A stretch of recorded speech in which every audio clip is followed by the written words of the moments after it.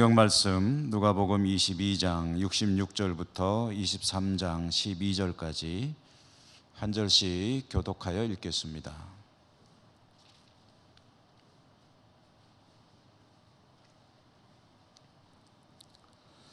날이 새매 백성의 장로들 곧 대제사장들과 서기관들이 모여서 예수를 그 공회로 끌어들여 이르되 내가 그리스도이거든 우리에게 말하라. 대답하시되 내가 말할지라도 너희가 믿지 아니할 것이요 내가 물어도 너희가 대답하지 아니할 것이니라. 인자가 하나님의 권능의 우편에 있으리라.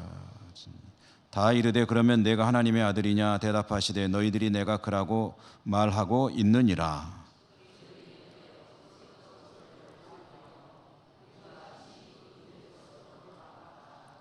무리가 다 일어나 예수를 빌라도에게 끌고 가서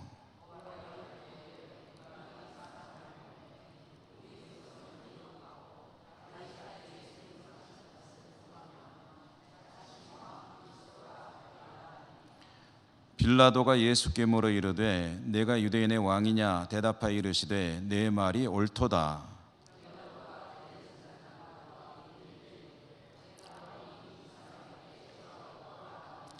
무리가 더욱 강하게 말하되 그가 온 유대에서 가르치고 갈릴리에서부터 시작하여 여기까지 와서 백성을 소동하게 하나이다. 헤롯의 관할에 속한 줄을 알고 헤롯에게 보내니 그때 헤롯이 예루살렘에 있더라.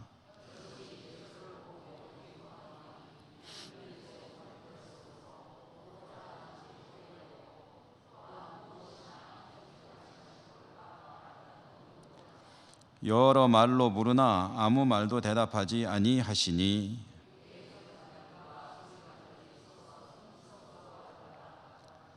헤롯이 그 근인들과 함께 예수를 업신여기며 희롱하고 빛난 옷을 입혀 빌라도에게 도로 보내니 헤롯과 빌라도가 전에는 원수였으나 당일에 서로 친구가 되니라. 아멘. 오늘도 하나님을 예배하는 여러분들에게 주님의 은혜가 풍성하시기를 기원합니다. 신약 성경 읽기 복음서 누가복음 중심으로 근래에는 누가복음을 쭉 읽고 있죠. 오늘 88번째로 본문의 말씀을 읽었습니다. 원래 계획에 복음서를 한 100회 정도로 설교를 하면 되겠다 싶었는데 거의 비슷하게 가는 것 같습니다. 거의 끝나가고 있는데 오늘도 이 본문의 내용을 따라가면서 이 속에 들어있는 이야기들도 찾아보고 그 의미를 새겨보려고 합니다. 성령께서 여러분 각자에게 음성 들려주시기를 기원합니다. 이제 주님께서 제자들과 마지막 만찬을 하시고 겟세마네에 가서 기도하실 때 가룟 유다가 인솔해 온 대제사장의 그 부하들, 종들이죠. 그 사람들에게 끌려갔습니다. 대제사장의 집으로 끌려가서 거기에서 이제 매질도 당하시고 희롱도 당하시고 하는 그런 어려움을 겪으셨고 거기에서 베드로가 스승을 3번 부인하는 그런 일도 있었죠. 오늘 우리가 읽은 이 말씀은 그 뒤에 이어지는 이야기입니다. 66절 말씀부터 읽었는데 그 시작은 날이 새매, 그러니까 날이 밝았다 라는 것으로 시작이 됩니다. 이제 어두운 밤이 지나고 먼동이 터오는 그런 새날이 밝아올 때 오늘 이 이야기가 시작이 됐다, 이제 이런 이야기죠.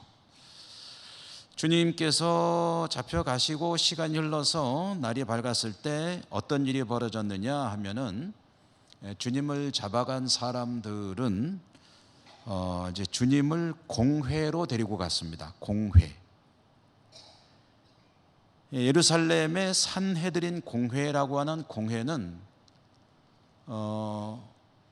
여러분 이 공회 정도에 대해서는 좀 잘 알아두시는 것이 특별히 복음서를 읽거나 할 때 많이 도움이 됩니다. 공회는 유대인들의 최고 통치기구입니다. 물론 로마가 지배를 하기 때문에 주권을 갖고 있지는 못하지만 로마 정부가 인정하는 범위 내에서 자치기구, 자치를 위해서 필요한 의사결정하는 최고의 통치기구가 이 산헤드린 공회라고 하는, 여기 말하는 공회입니다. 이 공회는 따로 무슨 건물이 있는 건 아니고 예루살렘 성전 내의 한 공간, 방을 하나 쓰고 있는 거죠. 물론 조그마한 방은 아니고 일종의 법정을 쓰고 있는데, 거기에서 이제 의원들이 모여서 회의도 하고 재판도 하고 하는 그런 이제 부속실이 있었던 것입니다. 전체 공회 회원은 총 인원이 71명의 의원으로 구성되어 있습니다. 그 71명 중에 대제사장이 의장이고 한 사람의 의장과 70명의 회원, 그러니까 우리식으로 가장 가까운 것이 이제 의회 의원들이겠죠. 이렇게 공회가 있는데 이제 대제사장은 주님을 성전의 공회로 데리고 갔다. 재판하기 위해서 간 거죠. 이 산헤드린 공회는 최고의 통치기구이자 최고의 재판정, 법정이거든요. 그래서 이제 공회로 끌고 갔다 하는 건데, 어떤 이들은 이 공회로 간 게 아니라 대제사장의 집에서 공회원들을 불러가지고 여기에서 임시 공회를 열었다라고 해석하는 이들도 있는데, 저는 성경에 뭐 그렇게 굳이 해석할 이유가 없다고 생각합니다. 공회로 갔다 그러면 간 거로 보면 되죠. 뭐 여기에서 굳이 회원들을 불러다가 공회를, 임시 공회를 열 이유가 없고요. 또 아무리 의장이라고 해도 공회 장소를 마음대로 바꿀 수는 없거든요. 그러니까 이제 날이 밝았을 때 예수님을 성전으로 이제 끌고 가서 공회 법정에 세웠다. 이렇게 보시면 되겠습니다.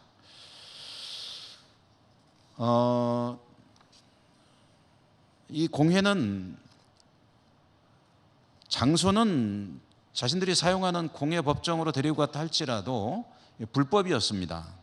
왜냐하면 공회가 열리기 위해서는 몇 가지 조건들이 있고 또 절차가 있거든요.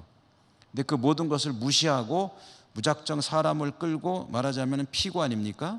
피고를 끌고 가서 거기서 재판을 시작했다라는 것은 그 절차를 완전히 무시한 그런 불법 재판이었다라는 거죠. 대표적인 사례 한두 가지 얘기해 보면, 이 공회는 반드시 낮에 열려야 합니다. 낮에. 그런데 지금은 날이 밝은 새벽입니다. 그러니까 열릴 수 없는 시간대에 공회가 개최가 됐다 하는 것이 우선 불법이고요. 또 한 가지는 좀 이따 잠시 더 말씀드리겠지만, 이 공회는 재판을 한 번에 결정할 수가 없습니다. 그러니까 재판을 한 번 열어가지고 유죄를 확정할 수가 없다는 거죠. 한 번 유죄를 확정하기 전에 반드시 두 번 재판을 열어서 2심으로 진행이 돼야 됩니다. 왜냐하면 마지막 재판이기 때문에 신중을 기하는 거죠. 그 외에도 꼼꼼히 따져보면 여러 가지 불법적인 요소들이 있었는데요. 그럼 대제사장 무리가 지금 주님을 재판하기 위해서 굉장히 무리수를 두고 있다 하는 것을 알 수가 있죠. 서두르는 겁니다. 빨리빨리 해서 끝내야 되겠다. 그렇기 때문에 날이 밝자마자 주님을 공회로 끌고 갔다는 것이 그런 정황을 이야기하는 거죠. 어쨌든 이 재판은 신속하게 마무리 져야 된다. 공회에서 이제 재판을 하게 되면 신문을 하지 않습니까? 이 신문을 한다는 것은 이 사람의 죄를 밝히는 과정이죠. 그래서 이렇게 질문도 하고 대답하는 거 듣고, 우리나라 법정 같으면은 검사와 변호사와 또 증인들을 불러서 계속 신문을 하고 해서 이 사람의 죄가 확실한지를 밝혀나가는 과정인데, 이날의 이 재판은 그런 재판이 아니죠. 좀 전에 잠시 말씀드렸지만, 여러분, 재판에 아주 대원칙이 있습니다. 그것은 고금동서를 막론하고 거의 모든 나라에서 사실은 지켜져야 하고 또 지금 지켜지고 있는 건데, 뭐냐면은 무죄 추정의 원칙이라는 것입니다. 이 사람이 유죄로 확정되기 전까지는 죄가 없는 것을 전제로 해서 재판이 진행이 돼야 된다, 이런 겁니다. 그런데 주님을 재판하는 이 재판은 무죄 추정이 아니라 유죄 확정 재판입니다. 죄는 일단 정해져 있습니다. 죄와 그로 인한 형은 정해져 있고 어떻게 거기에 죄를 만들어서 꽤 맞출 것이냐, 이런 의미에서 이제 이런 목적으로 신문이 진행이 되고 있다 하니까 그것만 해도 가장 엉터리 불법 재판이라는 것을 알 수가 있죠. 공회원들이 오늘 성경에 기록된 바로 보면은 주님에게 신문할 때 두 가지를 질문했습니다. 첫째는 네가 메시아냐, 두 번째는 네가 하나님의 아들이냐. 우리가 들을 때는 뭐 똑같은 얘기처럼 들리지만 사실은 같은 내용은 전혀 아니죠. 네가 메시아냐, 네가 하나님의 아들이냐. 왜냐하면은 사람들이 그렇게 말하고 주님도 그런 것을 비췄을 때가 있었기 때문에 공회원들은 이 두 가지로 질문을 했는데 주님께서 거기에 대해서 뭐 아주 역시 간결하게 대답하셨습니다. 니들 말대로다 라고 한 거예요. 네 말이 옳다, 그대들이 한 말이 맞다. 그 말은 내가 메시아이고 내가 하나님의 아들이다라는 것을 시인하신 것이죠. 공회원들은 그 대답을 듣고 그 대답이면 충분합니다. 그거를 들으려고 한 거예요. 자기 입으로 그 얘기를 하는 것을 확보하려고 한 겁니다. 그러니까 하나님의 아들이라고 하는 것은 하나님이라는 소리고 이것은 신성모독이죠. 그들에게는 더할 나위 없는 신성모독입니다. 이 신성모독의 죄는 뭐 더 이상 어떻게 할 수가 없습니다. 그냥 무조건 사형입니다. 자, 이제 죽일 명분, 죄목은 확보했습니다. 공회원들의 입장에서. 그래서 그 다음 수순을 밟아야 됩니다. 그 다음 수순이 뭐냐 하면은요, 그 다음 수순은 빌라도의 법정에 세우는 겁니다. 공회에서는 할 거 다 했어요. 그 다음에 어디로 가냐면은 빌라도의 법정에 세워야 됩니다. 아니 여기서 재판했으면 됐지 뭘 또 빌라도 법정까지 또 가느냐라는 그런 궁금증이 드실 수 있을 텐데요. 왜 그러냐면은 이 산헤드린 공회가 사형에 해당하는 죄를 밝혀낼 수는 있지만 사형을 선고하고 집행하는 권한은 없습니다. 이 사형을 선고하고 집행하는 권한은 누구에게 있냐면은 유대 나라에서는 오직 총독 한 사람에게만 있습니다. 그러니까 빌라도만 그걸 할 수 있는 거예요. 그러니까 산헤드린 공회가 주님을 죽이고 싶어도 사실 자기들에겐 죽일 권한이 없다는 거예요. 유대인으로서의 재판은 합니다만은 죽게 하는 것은 자기들이 할 수 있는 일이 아니기 때문에 그러면 이제 어떻게 합니까? 빌라도에게 보내서 빌라도로 하여금 이 사람을 사형 선고를 하고 사형을 집행하도록 이제 말하자면은 이제 유도를 해야 되는 그 과정이 남아 있는 겁니다. 대제사장 무리는 역시 신속하게 증거를 확보하자마자 신속하게 주님을 빌라도의 법정으로 끌고 갔습니다. 그래서 주님은 빌라도의 법정에 서시게 되었다는 거죠. 자, 그런데 이 대제사장 무리가 빌라도에게 가서 이 사람이 우리 고유의 하나님에게 신성모독의 죄를 범했으니 사형시켜 주시오 라고는 못합니다. 왜냐하면 그거는 로마 법에 의해서 사형시킬 수 있는 죄가 아니에요. 그러니까 이 대제사장 이 공회원들의 입장에서는 빌라도가 이 죄수에게 사형을 선고할 수 있는 죄를 뒤집어 씌워가지고 고발을 해야 돼요. 그래서 오늘 여러분 우리가 같이 읽은 본문 말씀에 23장 2절에 보면 이렇게 되어 있죠. 고발하여 이르되 우리가 이 사람을 보매 우리 백성을 미혹하고 가이사에게 세금 바치는 것을 금하며 자칭 왕 그리스도라 하더이다.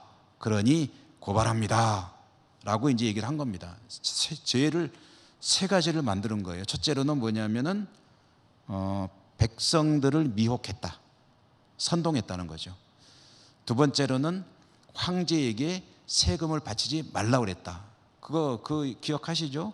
가이사의 것은 가이사에게, 하나님의 것은 하나님에게, 그거를 세금 바치지 말라고 가르친 것이다라고 이제 또 뒤집어 씌우는 거고요. 셋째로는 스스로를 자칭 왕이라고 했다. 이것은 로마 정부에 대한 명백한 반역의 죄가 아니냐.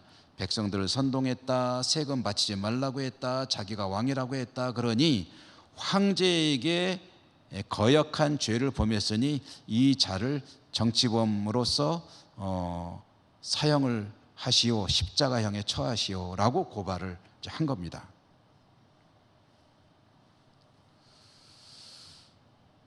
제사장 무리는 이 정도 죄목이면은 충분히 십자가형을 이끌어낼 거라고 생각을 했습니다.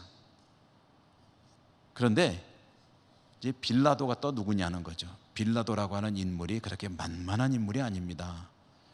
정치 몇 단쯤 되느냐, 한동안 정치 구단 뭐 이런 얘기가 유행했었는데 뭐 정치 구단이라고 해도 됩니다. 얼마나 교활하고 머리도 좋고 정보도 딱 꿰뚫고 있고 지금 무슨 일이 벌어졌는지 척 보면 알거든요.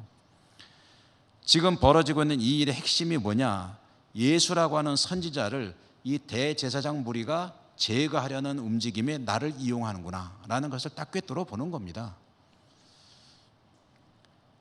빌라도 입장에서는 자기가 다스리는 지역에 이런 동족들끼리의 다툼에 끼어들 필요가 없습니다. 여러분 그렇지 않습니까? 남의 싸움에 왜 끼어듭니까? 뭐 그런 게 취미인 분이 있는지 모르겠어요. 그런데 누군가 싸우고 있으면 거기 끼어들 필요가 없잖아요. 자기들끼리 해결할 문제지. 예수라는 인물은, 그리고 빌라도가 알아요. 이 사람이 로마 황제에게 반역해서 밀란을 일으키고 뭔가 문제를 일으킬 사람이 아니라는 것을 이미 알고 있습니다. 그러니까 괜히 대제사장 무리의 음모에 끌려 들어갔다가 예수를 죽이는 책임을 자기가 지고 이 유대 백성들의 원망을 들릴 필요가 없는 거예요. 괜히 이런 걸 뭐라 그러죠, 보통? 뒤집어 쓴다고 그러나요? 자기가 뒤집어 쓸 필요가 없는 거예요. 원망은 이 사람들한테 가야지 내가 왜 그걸 책임을 져? 그래서 빌라도의 신문은 그렇게 집요하지가 않습니다. 당신이 유대인의 왕이라고 했어? 예수님이 당신 말대로요, 맞소이다. 어찌 보면 반란죄를 뒤집어 씌울 수도 있는 대답이긴 합니다. 그러나 빌라도는 그래? 시큰둥하게 그러고 있다가 죄 없네, 내보낼게, 그렇게 대답을 한 거예요. 당신들끼리 알아서 하라는 거죠. 그러자 대제사장 무리가 가만히 물러날 리가 없지요. 소동을 벌입니다. 계속 밀어붙이는 겁니다. 무슨 소리 하는 거요? 지금 이 사람이 갈릴리에서부터 시작해가지고 예루살렘에 오는 동안에 얼마나 백성들을 선동했는지 모르십니까? 지금 백성들이 얼마나 동요하고 있는지 모르는 거예요? 총독으로서. 그러면 안 되지. 그래가면서 총독에게 압박을 가하는 겁니다. 빌라도가 참 난처하죠.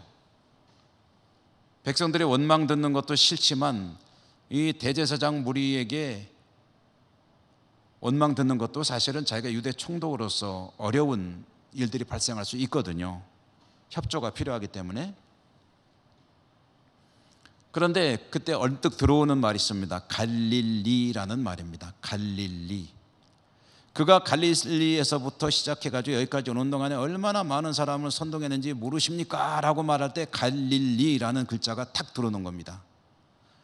아차, 그렇지, 아이디어가 하나 떠오릅니다. 이 사람이 갈릴리 사람이지 내가 그 생각을 왜 못했지? 그러면서 갈릴리 사람이라면 이 사람에 대한 재판은 헤롯 보고 하라고 그래. 헤롯이 갈릴리 지도자잖아, 갈릴리 지배자잖아. 나는 갈릴리는 내가 관여 않고 있잖아 하면서 헤롯에게 보내기로 작정을 합니다. 그런데 헤롯은 원래는 갈릴리에 있는데 이때는 유월절이기 때문에 예루살렘에 와 있었습니다. 참고로 말씀드리면 여러분, 유대 나라의 총독은 빌라도인데요, 원래 로마가 정복하기 전에 이 유대 나라를 다스리던 사람은 헤롯 대왕이었죠. 헤롯이 여럿이 나옵니다. 헤롯 대왕이 누구냐면은 예수님 탄생했을 때 동방박사하고 왔을 때 베들레헴에서 2살이야는 다 죽여라 라고 했던 그 헤롯이 헤롯 대왕이라고 부르는 사람입니다. 그 헤롯이 죽은 다음에 헤롯이 다스리던 나라를 세 동가리로 나눴습니다. 세 덩어리로. 그래가지고 가장 중심부는 큰아들 헤롯 아켈라오라고 하는 사람에게, 갈릴리 지역은 헤롯 안티파스라고 하는 사람에게, 그 다음에 요단강 동쪽에는 헤롯 빌립이라고 하는 사람에게 그걸 나눠준 거예요. 세 덩어리로 나눠가지고.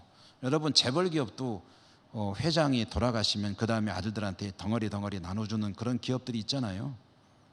나눠줬거든요.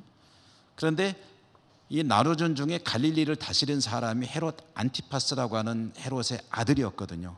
그 헤롯 안티파스가 갈릴리를 다스리고 있다가 지금 예루살렘에 와 있는 겁니다. 빌라도는 주님 문제를 헤롯한테 떠넘기려고 했고, 헤롯은 또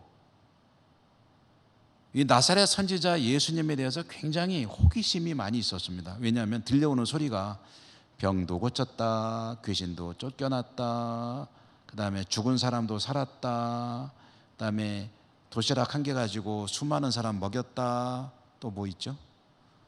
또 그런 수많은 기적 이야기들을 들었기 때문에 헤롯은 한번 만나보고 싶다, 내 앞에서 그저 한번 해보라 그래야 되겠다 하고서 이제 그런 호기심을 가지고 보낸다고 하니까 보내시오, 내가 만나보겠소 라고 해서 이제 헤롯에게 가서 재판을 받게 된 겁니다. 근데 헤롯은 재판에는 관심이 없어요. 예수님이 뭔가 좀 신기한 거 보여주기를 기대하는 거예요. 그래서 이것저것 질문하는데 당신이 진짜로 그 도시락 하나 가지고 그 뭐 10,000명도 넘는 사람 먹였다며 진짜야? 그러면은 예수님이 거기다 대답하시겠습니까? 헤롯 앞에서는 아무 말도 안 하시는 거예요. 헤롯이 계속 신문에 보니까 재미가 없잖아요. 다시 돌려보내라 해가지고 빌라도에게 다시 돌아가게 됩니다. 핑퐁하는 거죠.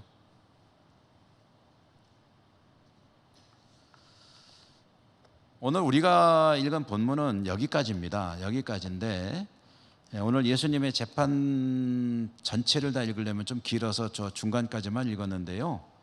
그 예수님의 재판을 마무리하는 장면까지 제가 오늘 여러분에게 말씀을 드리겠습니다. 그 뒷이야기를 보면은 말씀으로 보면은 13절부터죠. 13절부터 25절까지고 다음 수요일에는 26절부터 주님께서 골고다로 가는 이야기를 보려고 하는데요. 주님은 다시 빌라도 앞으로 와서 재판을 계속 받게 됩니다. 빌라도는 여전히 주님에게 유죄 판결하고 싶지 않습니다. 그게 빌라도의 속 마음입니다. 이거는 빌라도가 착해서 그런 것도 아니고 의로워서 그런 것도 아니고 무슨 재판은 똑바로 해야지 그런 생각이 있어서 그런 것도 아니고 단 한 가지 이유밖에 없어요. 그거는 자기에게 제일 유리한 길을 찾아가는 겁니다. 유대 총독에게 그 당시 이제 역사에 관한 책들 읽어보면은요, 로마 정부는 각 지역에 총독을 보내서 다스리지 않습니까? 근데 가장 기피하는 지역 중에 하나가 유대 나라입니다. 왜냐하면 사람들이 이게 좀 독하거든요. 그리고 말도 안 듣고 반란도 많이 일으키고, 그리고 자기들 뭐 신을 섬기는 게 특별히 해가지고 황제를 섬기는 일에 가장 비협조적이고 굉장히 골치 아픈 지역이 유대 총독입니다. 그러니까 빌라도 입장에서는 자기가 유대 총독을 있는 동안에 아무 일 안 벌어지고 조용히 지나가고, 여기서 임기가 끝나면은 인사고과에서 좋은 점수 받아가지고 말하자면은 노른자위, 다스리기도 좋고 뭔가 좀 수입도 좋고 그런 데로 가는 게 자기 목적이에요. 그러니까 이 문제도 어떻게든 별 문제 없이 마무리 짓는 게 이 빌라도의 최고 목적입니다.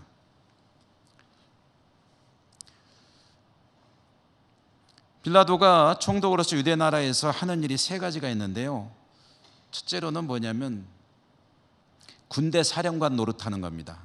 군 통수권자. 우리나라 대한민국 국군의 통수권은 대통령에게 있다 이렇게 되어 있잖아요.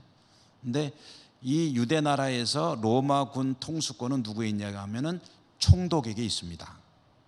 두 번째로는 뭐냐면은 자기가 다스리는 책임진 지역의 최고 재판관으로 사법권을 행사합니다. 그러니까 이 군권, 사법권을 가지고 있고, 세 번째가 뭐냐 하면은 이 재정에 관한 거를 책임져야 됩니다. 세금 걷어가지고 로마 정부로 상납하는 거, 이 경제가 잘 운영되도록 하는 것부터 포함해가지고 여기에서 세금이 잘 거쳐서 로마 정부에 기여하게 하는 것도 이제 말하자면 빌라도의 책임입니다. 그러니까 이 세 가지를 잘 하려면은 조용해야 되고 문제도 없어야 되지만 또 백성들도 잘 도와줘야 되고 이 지도층도 잘 도와줘야 되고 모든 것이 원만하게 싹 굴러가야 되기 때문에 빌라도는 어느 누구하고도 사실은 뭐 척을 질 필요가 없는 거죠.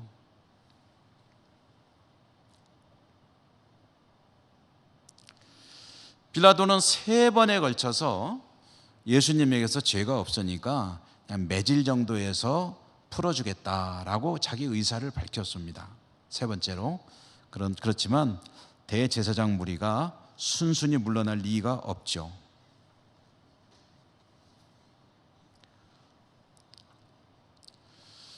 유월절을 맞이하면은 죄수를 하나 풀어주는 관례가 있었다고 합니다. 다른 복음서에 보면은 빌라도가 또 한 번 아이디어를 냅니다. 그래서 명절이 되면은 죄수 하나를 풀어주는 관례가 있는데, 그러면 좋다. 이 예수를 풀어주랴, 바라바를 풀어주랴. 바라바라고 하는 아주 흉악한 인물이 있었는데요. 두 사람 중에 누구를 풀어주랴 하면은 빌라도의 속셈으로는 예수를 풀어주라고 할 줄 알았죠. 거기 모여 있는 사람들이 그랬는데, 이 대제사장 무리의 목적은 주님을 제거하는 거 아닙니까? 그렇기 때문에 바라바를 풀어주시오, 바라바를 풀어주시오. 그리고 저 예수는 십자가형에 처하시오라고 거기 있는 사람을 선동해 가지고 소리를 지르게 하는 거예요, 대제사장 무리가.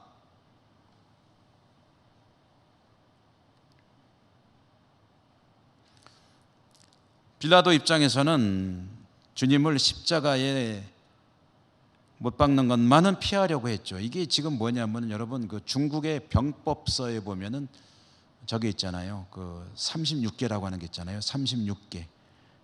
36개 모르세요? 36개의 병법 계책. 그 중에 36번째가 주의상책이라고 하죠. 우리가 소위 말하는 줄행랑. 이제 주의상책 하다가 안 되면 그냥 퇴각해라 그런 거죠. 그런데 이 36개 병법 중에 차도살인이라는 게 있습니다. 차도살인. 이 차도살인이 뭐냐면 내 칼이 아니라 다른 사람의 칼을 끌어다가 내가 죽이고 싶은 사람을 죽이는 것. 이게 병법이에요. 그러니까 전쟁을 하는데 우리나라 군사를 끌고 가서 전쟁에서 이기는 것도 좋지만 우리 병사들 피 흘리지 말고 옆에 나라 시켜가지고 싸움 붙여가지고 여기 갖다가 무찌르게 하면 그게 더 좋다. 이게 이제 차도살인이라는 병법입니다. 뭐 그런 경우도 우리가 살아가는 세상에 간혹 있죠. 자기는 드러내지 않고 남 시켜가지고 다른 사람을 해치는 게 이게 차도살인입니다. 빌라도가 그것을 잘 알고 있기 때문에 어떻게든 빌라도 입장에서는 주님을 풀어주고 싶습니다. 그런데 이유는 말씀드렸죠. 빌라도가 좋은 사람이라는 게 아니고 문제가 안 생기도록 하기 위해서. 그러나 결국은 대제사장 무리의 집요한 푸시 요구를 꺾지 못하고 주님에게 십자가형을 선고하고 사형 집행을 명하게 됩니다.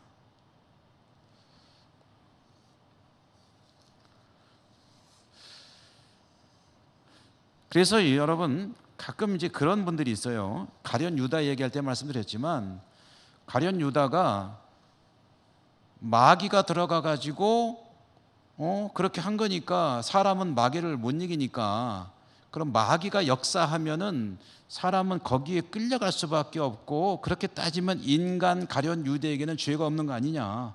가룟 유다가 뭘 잘못했는데, 귀신이 시켜서 할 수 없이 한 건데. 그리고 가룟 유다가 주님을 팔았기 때문에 주님이 십자가형으로 돌아가셨고 십자가에 죽으셨기 때문에 우리의 죄가 용서함 받았고, 그러니까 가룟 유다는 연극으로 치면 자기 역할 한 거밖에 없잖아. 그렇다면 가룟 유다에게 죄를 물을 수 없는 거 아니야 라는 그런 이야기가 있다고. 그러는데 해괴하죠 조금. 그래서 그때 제가 분명히 말씀드렸죠. 그렇다 하더라도 가룟 유다가 본인이 자기가 져야 될 책임을 면할 수는 없는 것이다. 빌라도도 똑같습니다. 누가복음에는 그 얘기가 안 나오죠. 그런데 다른 복음서에 보면은 빌라도가 하다 안 되니까 와이프도 말려요. 저 사람 일에 관여하지 말라고. 내가 꿈꿨는데 꿈자리가 뒤숭숭하니까 저 사람 일에 관여하지 말라 그랬는데, 뭐 관여하기 싫다고 안 할 수가 있나요? 할 수 없이 하게 됐다고 하지만 나중에 하다 안 되니까 빌라도가 뭐라 그러냐면은, 자, 이 사람의 피 흘리는 일에 나는 죄가 없다 그러고 손 씻고 들어갔다 그러거든요. 그러면 손 씻고 들어갔다는 얘기는 유대인들에게 나는 이거랑 관계없다고 손 털었다는 소리거든요. 당신들이 그래서 그런 거야. 난 책임 없어 라고 하고 들어가는데, 그렇다고 해서 빌라도에게 죄가 없느냐? 그건 아니라는 거죠.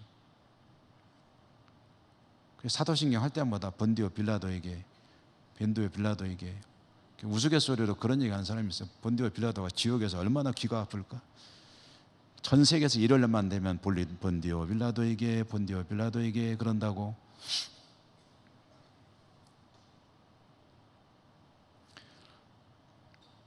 결국 이렇게 본디오 빌라도의 선고를 통해서 주님은 사형이 죄를 뒤집어 쓰시게, 사형의 죄를 선고를 받게 되고 이제 십자가형에 처해지게 되는데, 이제 성경에 안 나오는 얘기 하나만 하고 마치겠습니다. 바라바. 이날 골고다 언덕에는 십자가가 3개가 세워집니다. 이 십자가 3개가 원래는 바라바와 2사람의 그 측근 부하를 사형 집행하기 위해서 준비한 십자가라는 거죠. 그래서 여러분 영화를 보시면은, 영상 같은 거 보시면은 주님께서 십자가를, 완성된 십자가를 메고 가시는 것처럼 되어 있는데, 사실 역사적으로나 고고학적으로 고증을 해보면은 십자가형의 가로막대는 현장에 있습니다. 현장에 있어가지고 구덩이를 파놓고 이제 쭉 이렇게 눕혀놨다가, 이제 죄수가 사형 십자가 당하는 사람은 이 가로막대를 메고 가는 겁니다. 그 가로막대를 메고 가서 거기에서 가로막대와 세로막대가 결합이 되고 거기에 이제 못이 박혀서 이제 그 십자가가 세워지는, 그것이 현재까지는 가장 정확한 십자가형의 방법인 것으로 알려지고 있습니다. 근데 어쨌든 그날 골고다 언덕에 3개의 십자가가 준비가 되어 있었고, 그 십자가는 바라바와 2사람의 죄수를 처형하기 위한 그런 준비였는데, 갑자기 가운데 주 죄수가 바뀐 겁니다. 그래서 2 부하는 그대로 하고 바라바는 사면이 되고 주님이 대신 끌려가서 죽게 되었다라는 이야기인데, 이건 성경에는 나오지 않지만 주변 자료들을 통해서 보통 알려지고 있는 사실이에요. 그래서 우리가 뭐 진리에 버금가는 그런 성경에 나오는 이야기로 믿을 필요는 없지만 상당히 설득력이 있는 그런 정보입니다. 그리고 이에 의하면 아주 우리가 전형적인 주님의 죽으심의 의미를 보게 되죠. 그날 거기서 죽어야 될 사람이 누구라고요? 바라바입니다. 바라바. 근데 바라바를 대신해서 주님이 그 십자가에 매달려 죽으셨다. 이것이 주님의 죽으심이 가지는 의미를 잘 보여주는 그림이 아니냐. 한 번 더 말씀드리죠. 죽어야 될 사람이 바라바인데 바라바는 사면되고 죄로부터, 그리고 주님이 대신 그 십자가에 달려 죽으셨다. 죄인을 위해, 죄가 없으시지만 죄인을 위해 죽으시는 하나님의 아들 우리 주님, 그 죽으심이 이와 같은 그림으로 우리에게 알려지게 되고요. 주님께서 그렇게 죽으심으로 저나 여러분 우리들이 천국 영생을 약속받게 됐습니다. 그러니까 그 자리는 바라바가 아니라 나의 사형 집행을 위해서 준비된 십자가 자리라고 생각하시면은 조금 더 가슴이 섬찟해지고 뭐라 그럴까, 두려움이 왈칵 밀려오게 되죠. 그런데 그 자리에 주님께서 끌려가셔서 거기에서 죽으심으로 나는 죄로부터 해방되고 천국 백성으로 살아갈 수 있는 기회를 부여받게 되었다. 이 그림을 우리가 잘 기억해야 되겠고요. 여러분 늘 그 주님의 은혜가 잊혀지지 않고 주님을 마음속에 모시고 살아가는 여러분의 삶이 되시기를 주님 이름으로 축복합니다. 은혜로우신 하나님 감사합니다. 오늘도 복음서 말씀을 읽고 그 속에 들어있는 내용들을 함께 생각해 보았습니다. 바라바를 대신해서 죽으신 주님이 또 바로 나를 대신해서 죽으셨구나라는 것도 생각해 보게 됩니다. 십자가의 보혈의 공로가 우리에게 깊이 깨달아지고 우리의 흉악한 죄를 사하셨고 천국 백성으로 살아가게 하셨다는 그 사실을 늘 기억하며 주님 앞에 복되게 살아가는 주님의 기쁨이 되는 저희 모두의 삶과 신앙이 될 수 있도록 축복하여 주옵소서. 예수님 이름으로 감사하고 기도드립니다. 아멘.